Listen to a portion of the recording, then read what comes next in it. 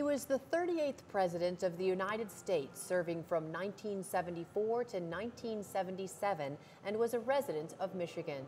How does Michigan continue the legacy of Gerald R. Ford?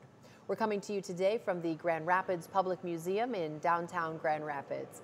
Hello and thanks for joining us. I'm Laurel Hess and this is Comcast Newsmakers. Joining me now is the Deputy Director of the Gerald R. Ford Museum, Jim Kratsas. Thank you so much for joining us today. Thanks for having me. And the Gerald R. Ford Museum, directly across the street in a little museum district, if you will. Yes. But that is an entire, large, beautiful museum dedicated to the life of just one man. It is, but it's his life and his times. It's a chapter in American history, just like all the president's administrations seem to be chapters in American history. We always think of something happening in our country's history, and we can always remember who's president. So that, you know, we spurned royalty in 1776, but in our own little way, America still loves, you know, a bit of that royalty, which is the President and First Lady. And his life and his legacy really are large enough to host a museum like that and keep everyone interested. They are. I would argue every president, even William Henry Harrison, who was only in office for 40 days before he passed away, have a legacy. They really do. And President Ford's legacy is long and lasting. He showed the United States and American people that the Constitution does work.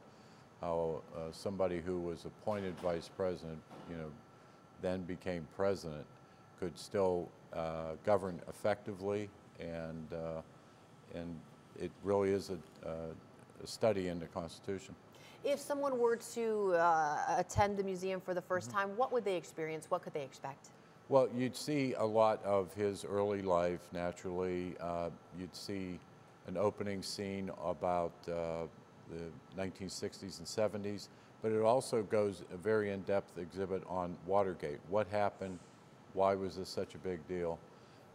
We talked about President Ford's life, but then we go into his foreign policy, domestic policy, the election in 1976 that he lost to Jimmy Carter, and the nation's bicentennial.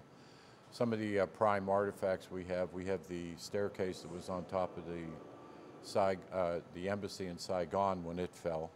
We have that at the museum, as well as some of the tools used in the Watergate break-in.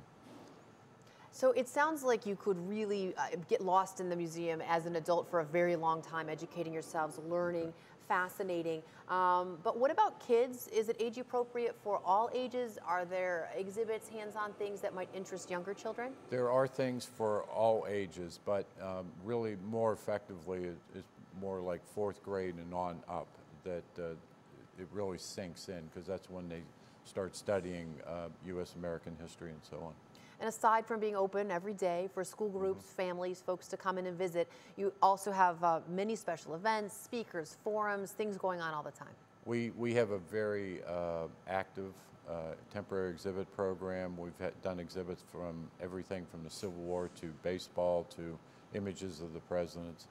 And speakers, we have noted historians. We've had David McCullough speak, Doris Kearns Goodwin. We've had sitting presidents. George W. Bush came and spoke at the museum, and we've had ex-presidents at the museum as well. All right, what a wonderful place to visit. Thank you so much for joining us today. Thank you for having me. For more information on today's topic, you can visit fordlibrarymuseum.gov. Today's Comcast Newsmaker was Jim Kratsas, the Deputy Director of the Gerald R. Ford Museum.